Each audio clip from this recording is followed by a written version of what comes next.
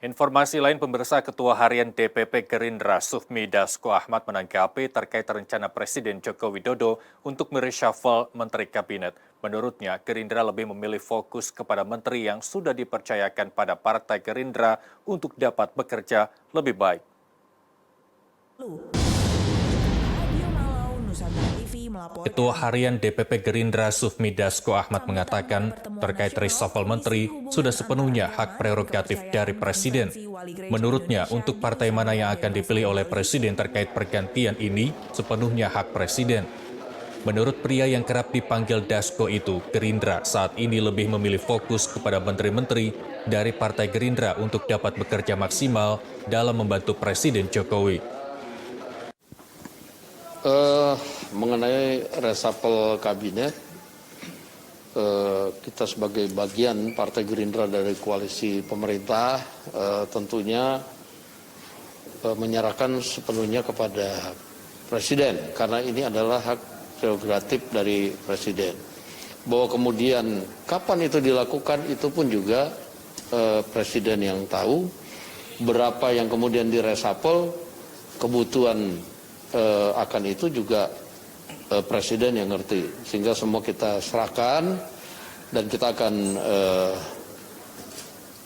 tunggu kalau memang itu reshuffle ada. Dan tadi ditanya bagaimana kalau PAN masuk, ya itu juga tergantung penilaian dari Presiden, apakah memang dibutuhkan atau enggak, itu aja. Demikian. Berarti Gerindra sampai sekarang belum ada dapat informasi kapan akan dilakukan? Ya, kita sementara memang nggak cari tahu karena kita hanya fokus pada kementerian yang dipercayakan kepada kader Gerindra untuk terus kerja-kerja menjalankan visi Presiden. Demikian. Diketahui sebelumnya Presiden Joko Widodo menemui Ketua Umum PAN Zulkifli Hasan guna melakukan diskusi yang diduga mengenai rencana Presiden Jokowi untuk melakukan reshuffle pada kabinetnya.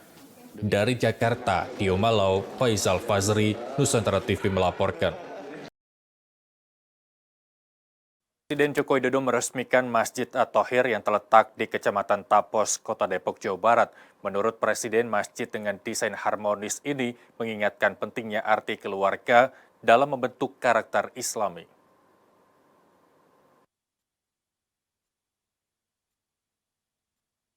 Masjid At-Thohir yang dirancang dengan gaya arsitektur klasik modern ini dibangun di atas lahan seluas 2,8 hektar.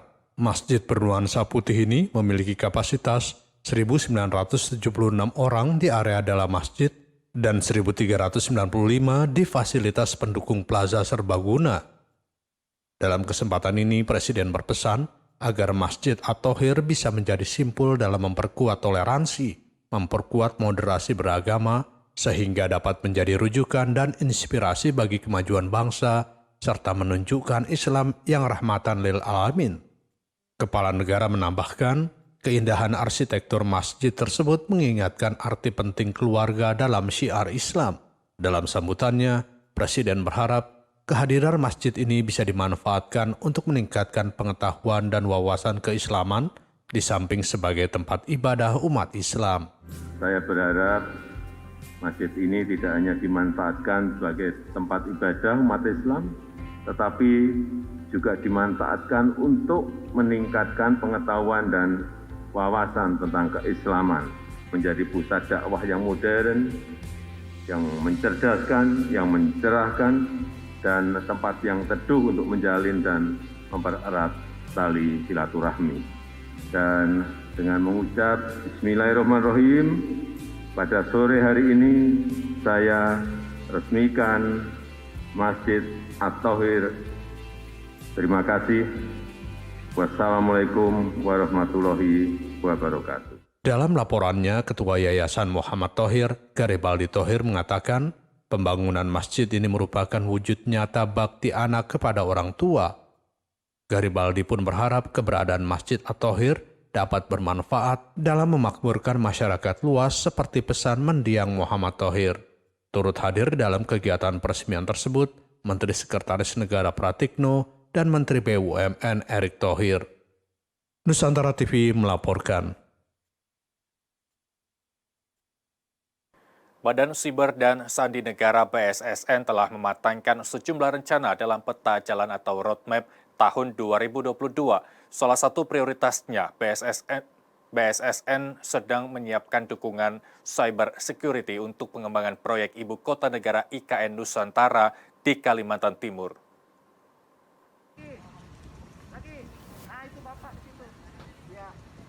Kepala BSSN Letjen TNI Purnawirawan Hinsa Siburian mengatakan pihaknya akan terus berupaya bekerja sama dengan berbagai pihak. Sejumlah langkah dilakukan untuk penguatan sistem keamanan siber guna mengantisipasi serangan siber dari unsur terorisme dan radikalisme. Untuk itu, BSSN akan menjalankan program literasi keamanan siber sehingga dapat terbentuk budaya keamanan siber yang tangguh. Sementara itu, terkait pembangunan Ibu Kota Negara IKN Nusantara, BSSN bekerja sama kementerian terkait terus menyiapkan hal-hal mendasar yang dibutuhkan sesuai dengan tugas, fungsi, dan kewenangannya. Kita siapkan. Demikian juga nanti, tadi saya bilang masalah Ibu Kota Negara. Kenapa BSSN harus segera membangun di sana? Kantor maupun data di asingnya. Karena data-data dari terutama tadi smart city itu kan harus kita amankan. Jadi bersamaan dengan pembangunan IKN, ya BSSN juga membangun.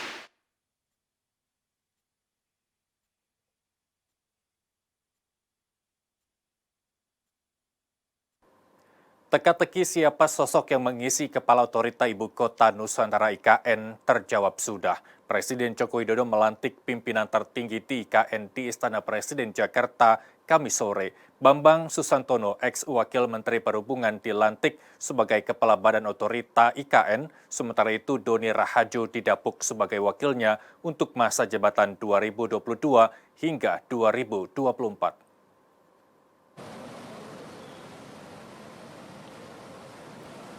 Perjalanan Jokowi untuk mencari sosok yang tepat mengisi badan setingkat kementerian itu terbilang cukup panjang dan tidak mudah. Bahkan kriteria yang pas untuk mengisi jabatan ini pernah dilontarkan ke publik. Ada beberapa nama yang sempat timbul tenggelam dan digadang-gadang menjadi kandidat terkuat sebagai bos baru IKN. Mulai dari nama Basuki Cahayapurnama Ahok, Ridwan Kamil, hingga akhirnya Bambang Susantono. Pertama kalinya Jokowi membocorkan nama calon kepala otorita IKN terungkap pada Maret 2020 silam saat rencana pembangunan ibu kota baru di Kalimantan Timur belum sematang saat ini. Selain Ahok, deretan nama yang pernah diumbar Jokowi ke publik, yakni ex-Bupati Banyuwangi Abdullah Azwar Anas, ex-Menteri Riset dan Teknologi Bambang Brojonegoro, hingga mantan Direktur Utama Wijaya Karya Tumiana. Saat rancangan Undang-Undang IKN disahkan Dewan Parlemen menjadi sebuah payung hukum, Jokowi secara terang-terangan mengungkap sosok yang pas untuk mengisi calon kepala otorita IKN. Bambang Susantono sudah menjadi kandidat terkuat sejak beberapa minggu terakhir bahkan hingga kemarin. Selain melantik kepala otorita IKN, Presiden juga melantik Gubernur Sulawesi Selatan sisa masa jabatan 2022 hingga 2023 Andi Sudirman.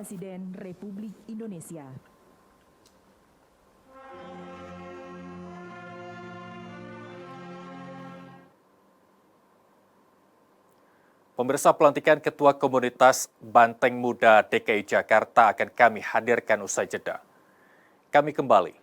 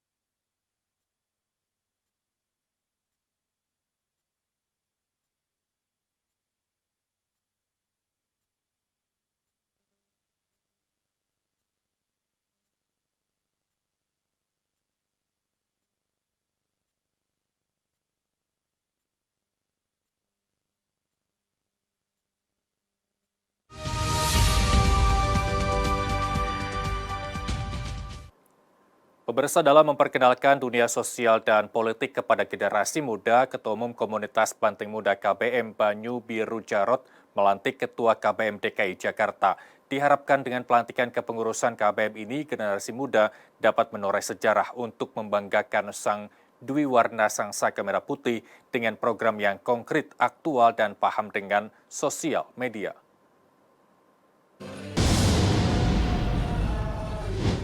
Beginilah pelantikan Ketua Komunitas Banteng Muda KBM untuk wilayah DKI Jakarta periode 2022 hingga 2027 yang dilaksanakan di salah satu kafe di Jalan Cipinang Cempedak, Jakarta Timur. Para pengurus wilayah DKI Jakarta ini dilantik langsung oleh Ketua Umum KBM Banyu Biru Jarot dan dihadiri oleh anggota Komisi 6 DPR RI fraksi PDI Perjuangan, Sondang Tiar Deborah Tampu Bolon. Ketua Umum KBM Banyu Biru Jarot berpesan kepada Ketua KBM DKI Jakarta bahwa ini merupakan awal perjuangan. Menurutnya, di masa muda ini, para anggota bisa menorehkan sejarah dengan bekerja sebaik-baiknya dan dengan hati dan niat yang tulus, sehingga dapat membanggakan Sang Dwi Warna Sang Saka Merah Putih. Selain itu, menurutnya anak muda saat ini harus lebih aktif di media sosial untuk mengedukasi politik dan sosial kepada sesama. Hal ini menjadi langkah awal untuk KBM DKI, pasalnya nantinya anak-anak muda saat ini yang akan mengisi dunia politik di masa yang akan datang. Ya, ini adalah awal perjuangan dan inilah di masa muda bagaimana kita bisa menorehkan sejarah seperti saya katakan tadi, bekerja sebaik-baiknya dengan hati, dengan niat yang baik, sehingga dia juga bisa menorehkan tinta sejarah yang insya Allah dengan tinta emas untuk membanggakan Sang Dwi Warna Sang Saka Merah Putih dengan program-program yang konkret, yang aktual, yang anak muda, yang hype, yang zaman now, yang sangat aware dengan social media, dengan TikTok, dengan generasi Z.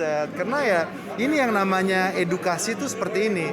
Edukasi politik awal untuk para pemuda dan pemudi Indonesia, saya harapkan ya salah satu candra kawah di mukanya itu di Komunitas Banteng Muda. Sementara Ketua terpilih KBM DKI Jakarta, Michael Rampangile menyebutkan untuk menjalankan programnya ke depannya pihaknya akan berbasis teknologi. Kita akan berbasis dan berfondasi menggunakan teknologi untuk menjalankan program-program kami. Tapi dalam 100 sampai 360 hari ke depan kita akan fokus pada 3 tema. Yaitu pertama Women Empowerment, karena juga kita juga di sini di KBM DKI diramaikan dengan begitu banyaknya perempuan yang niat dan giat untuk masuk dalam KBM. Dan yang kedua adalah isu kesehatan stunting, bahwa di Jakarta itu masih terdapat 16,5% kejadian stunting, dan itu kita harus sangat hati-hati dan berwaspada karena stunting itu bukan hanya mempengaruhi fisik tetapi juga IQ atau intelligence ya. Jadi kita harus selamatkan anak-anak ini agar mereka juga bisa berbakti kepada negara. Dan yang paling kita nantikan itu adalah program-program e-sport kepemudaan lah, di mana di situ kita akan menggait begitu banyak anak muda untuk bersatu, bermain bersama melalui media e-sport. Diketahui KBM adalah pergerakan pemuda yang lahir dari rahim Revolusi Damai Indonesia Hebat dan Gelombang Dua Jari yang memenangkan pasangan Jokowi JK menjadi presiden dan wakil presiden pada tahun 2014 yang lalu. Dari situlah gerakan non-struktural dan non-sayap parpol yang dipelopori Banyu Biru Jarot ini dimulai. KBM saat ini terus melakukan kegiatan sosial, pembangunan kesadaran bagi para pemula politik, terutama para pemuda dari berbagai latar belakang. Dari Jakarta, Ari Ridwan Febri Dwi Jayanti, Nusantara TV melaporkan. Paguyuban Anak Transmigrasi Sahabat Ilham Pangestu atau Patransip kembali mendirikan rumah layak huni bagi warga yang benar-benar layak untuk menerimanya. Rumah layak huni kali ini didirikan untuk pasangan suami istri kurang mampu dan menderita penyakit kronis. Patransip Aceh Utara kembali mendirikan rumah layak huni bagi warga kurang mampu. Kali ini pasangan suami istri di Desa Matang Pineng, Kecamatan Baktia, Kabupaten Aceh Utara berhak menerima rumah tersebut. Pasangan suami istri Miswari dan Nurlia merupakan keluarga kurang mampu yang selama ini berjuang bertahan hidup di rumah tidak layak huni. Ditambah lagi sang istri Nurlia menderita penyakit gondok beracun yang hingga kini harus menjalani pengobatan. Nurlia mengatakan telah 4 tahun ini mengidap penyakit. Karena kan saya lagi kerja, makanya biayanya kan lebih itu untuk saya kan. Sakit apa kak? Gondok beracun. Itu sakit udah berapa lama kak? Jadi udah jalan 4 tahun. Ketua Patransip Aceh Utara Suherman mengatakan pihaknya tersentuh untuk membantu mendirikan rumah layak huni bagi Miswari dengan harapan Pak Sutri tersebut bisa dengan nyaman menempati rumah tersebut. Sahabat Ilham Pangestu melakukan bakti sosial kepada masyarakat yang benar-benar layak untuk menerimanya. Perlu diketahui, keadaan perekonomian dari saudara Miswari sangat memprihatinkan. Mereka untuk menghidupi anak ataupun untuk kehidupan dalam sehari-harinya, dia hanya mata pencarian buruh nyemprot, pokoknya buruh lah mereka. Terkadang tidak ada pendapatan sama sekali, sehingga seperti ini keadaan dengan menanggung istri yang sedang sakit. Jadi mereka tidak sempat untuk membuat rumah yang benar-benar layak untuk ditempati. Hidup di bawah garis kemiskinan membuat Pak Sutri ini tak mampu mendirikan rumah yang layak. Mereka juga masih berjuang untuk membesarkan dan merawat 2 anak yang masih kecil. Dari Kabupaten Aceh Utara, Khairul Sa'ban, Nusantara TV melaporkan. Pemirsa, Amerika Serikat berupaya mencegah Rusia memanfaatkan celah kripto untuk kelabui sanksi. Kami kembali dengan informasi dari mancanegara usai jeda.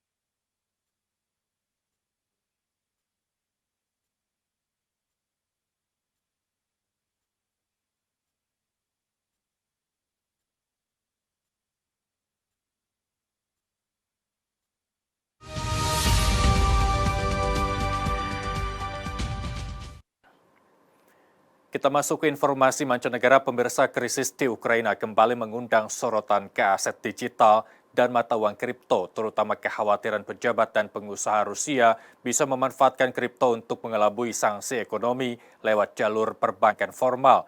Desakan pun menguat agar negara-negara barat menutup celah kripto ini.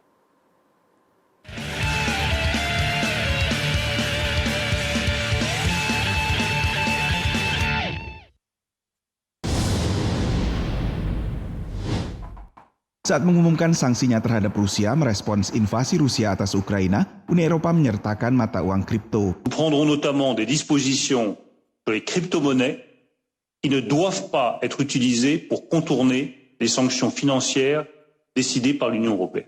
Upaya menutup celah kripto ini juga diangkat saat lawatan Menlu Amerika Serikat Antony Blinken ke sejumlah negara Eropa termasuk Estonia. First, we need to finalize and fully disclose SWIFT for Russia and Belarus. Second, we have to restrict also cryptocurrencies. This is equally important to close the loopholes. Rabu waktu Amerika Serikat, Presiden Joe Biden menandatangani instruksi Presiden yang meminta pengkajian mendalam atas mata uang kripto dan aset digital lainnya. Di antara 6 aspek yang diminta untuk dikaji adalah perlindungan konsumen dan juga pemanfaatan kripto untuk kegiatan melawan hukum. Menurut sumber Gedung Putih kepada harian The New York Times, impres ini memang telah lama dijadwalkan, bahkan direncanakan jauh sebelum serangan Rusia terhadap Ukraina. Di Amerika Serikat, sebagian anggota Kongres pun mendesak pemerintahan Joe Biden mencegah Rusia mengelabui sanksi ekonomi lewat penggunaan mata uang kripto, meski analis menyaksikan kemungkinan ini. So there is no way to substitute the economic loss that is occurring by Russia through the cryptocurrency marketplaces. It's just as a function of market liquidity. So there's just not enough tokens, coins being able to be sold and traded and exchanged. Furthermore, this is done in a relatively centralized manner through exchanges that would prohibit those transactions from occurring in the first instance. Tanpa regulasi pemerintah pun, analis menilai sifat kripto yang terbuka akan membuatnya sulit dimanfaatkan untuk mengelabui sanksi. If we are truly engaging in sanctions evasion, it would not be able to avoid detection.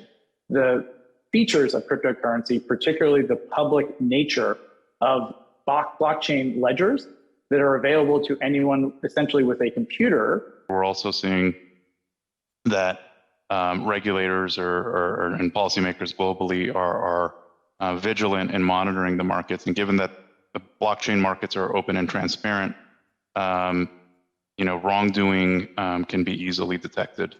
And so we're seeing more and more policymakers comfortable with the fact that these are, while they're pseudonymous markets, they're open and transparent. Sebaliknya, mata uang digital juga dimanfaatkan warga Ukraina karena kemudahan pengiriman dan juga bisa disimpan secara mobile. Dari Washington DC, Nova Purwadi dan tim VOA. Banyak warga Amerika Serikat belakangan memasang bendera Ukraina di halaman depan atau membawa bendera yang sama ke konser, demo, dan aksi solidaritas lainnya. Akibatnya bendera kuning dan biru yang tadinya cenderung hanya dipesan diaspora Ukraina di Amerika Serikat menjadi barang yang banyak dipesan secara luas. Melanie di Kansas City, negara bagian Missouri, bukan keturunan Ukraina, tapi ia ke toko pembuat bendera lokal All Nations Flag Company untuk membeli bendera Ukraina guna dipasang dekat bendera Amerika Serikat di depan rumahnya. Really, I want to support these guys because that's what our world is about right now. I think this brings awareness to other people to maybe help them get involved. Begitu tingginya minat membeli bendera Ukraina, UKM ini kewalahan memenuhi order. By I think the middle of the day on Friday, we were completely out of material. Biasanya hanya sedikit bendera Ukraina yang terjual setiap tahun. Tapi dengan krisis di Ukraina, dalam sepekan 30 bendera Ukraina terjual dan 100 lagi masih harus dijahit. It's very emotional. I love seeing people support the Ukraine and hearing the stories from people. Tung Chu adalah imigran asal Vietnam yang telah 3 dekade lebih menjahit bendera di All Nations Flag Company. Ia mengaku lebih sibuk, tapi pekerjaannya membawa kepuasan tersendiri. I'm happy when I work last. I like it. I love it. I love my work. Kesibukan serupa terlihat di Cincinnati, negara bagian Ohio, di The National Flag Company yang menjual bendera secara grosir maupun langsung ke konsumen. Came in Monday and had just emails from different retailers, across the country, totaled up to a little over 100, and then by Tuesday, Wednesday, up till today, we're totaling over 500 flags right now. Bendera dwi warna Ukraina membawa tantangan tersendiri bagi perusahaan ini yang telah berdiri 1,5 abad lebih. The yellow is more of a popular color. We did have plenty of that in stock.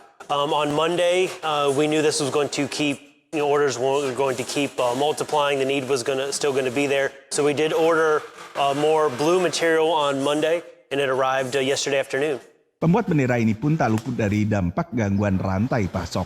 The logistics and the trucking industry, with that sort of things are taking longer to get here. So sometimes we may have a shipment from our supplier, it gets here in 2 days. Sometimes it does take longer. Solidaritas terhadap Ukraina disampaikan secara perorangan maupun oleh pejabat pemerintah negara bagian hingga pemerintah federal. Saat pidato kenegaraan State of the Union Presiden Joe Biden baru-baru ini, misalnya, bukan hanya bendera Ukraina yang dibawa, tapi sebagian anggota Kongres juga mengenakan pakaian dengan warna Ukraina biru dan kuning. Dari Washington DC, saya Nova Purwadi dan tim VOA. Pemirsa, serial live action One Piece sambut 6 pemeran baru. Kami kembali dengan referensi film hari ini untuk Anda.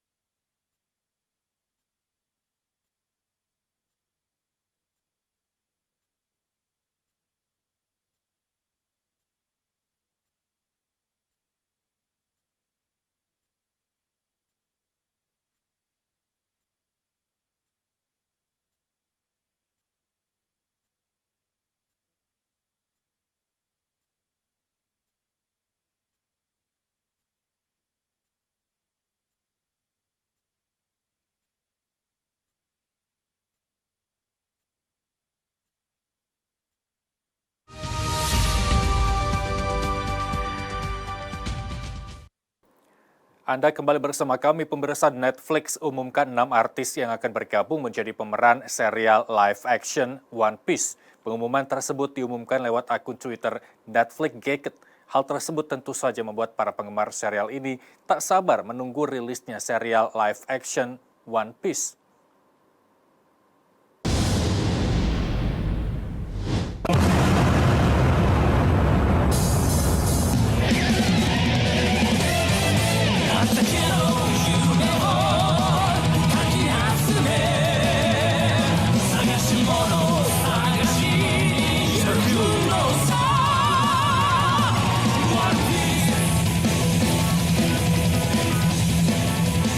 Melalui akun Twitternya, Netflix Gate mengumumkan bahwa terdapat 6 artis yang akan bergabung dalam serial live action One Piece. Ke-6 artis tersebut adalah Morgan Davis sebagai Kobe, Aya Isurelis Paulino sebagai Alvida, Aidan Scott sebagai Helmepone, Jeff Ward sebagai Buggy, McKinley Belcher sebagai Erlang, dan Vincent Regan sebagai Garp. Netflix Gate juga akan mengumumkan bahwa live action One Piece mulai menjalani proses syuting sejak Selasa lalu. Sementara itu, kisah One Piece fokus pada kehidupan bajak laut topi jerami dan Kapten Monkey D. Luffy yang tubuhnya bersifat karet. Mereka menjelajahi Grand Line untuk mencari harta karun terbesar di dunia yang dikenal sebagai One Piece.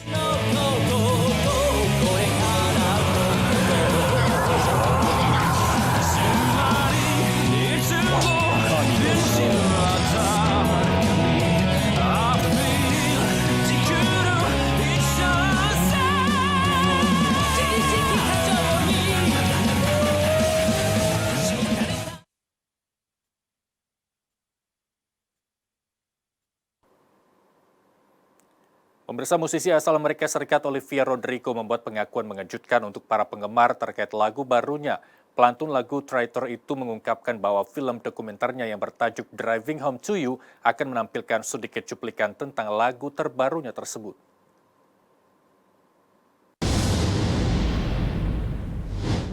In the back of my head in a way that was proud and not ashamed. The album is due in 7 days. Olivia Rodrigo mengejutkan penggemar dengan mengabarkan bahwa film dokumenternya, yakni Driving Home to You, akan menampilkan sedikit bocoran tentang lagu terbarunya. Ia mengatakan bahwa ada beberapa lagu yang bagus untuk film dokumenternya tersebut karena memiliki sedikit nuansa albumnya yang bertajuk Sour. Namun penyanyi berumur 19 tahun itu mengaku bahwa memang lagu-lagu terbarunya belum siap dan masih dalam bentuk demo di ponsel. Ia juga mengaku bahwa lagu-lagu tersebut belum memiliki judul. Sementara itu dalam film dokumenternya Driving Home to You, Olivia akan menampilkan perjalanannya dari Salt Lake City hingga ke Los Angeles untuk menulis materi lagu di albumnya yang bertajuk Sour. Selain itu, film ini juga akan banyak bercerita tentang bagaimana Olivia memecahkan permasalahan hidup yang menghampirinya. Untuk Anda, para penggemar Olivia Rodrigo dapat menyaksikan kisah hidupnya melalui film dokumenter Driving Home to You yang akan dirilis pada 25 Maret 2022 mendatang di platform streaming berbayar. There's like nothing better than that.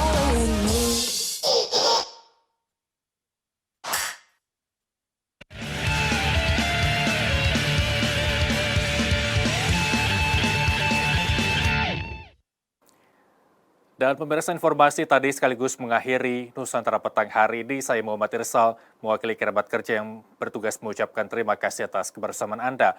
Bagi Anda warga Provinsi Lampung, Anda dapat menyaksikan NTV pada frekuensi 43 UHF. Dan bagi Anda warga Bali, Anda dapat menyaksikan NTV pada frekuensi 40 HF yang dipancarkan dari Tower Mux milik NTV sendiri. Serta perbaharui informasi Anda di portal nusantaratv.com dan jangan lupa saksikan Nusantara Malam pukul 22 waktu Indonesia Barat hanya di NTV. Selamat petang dan sampai jumpa.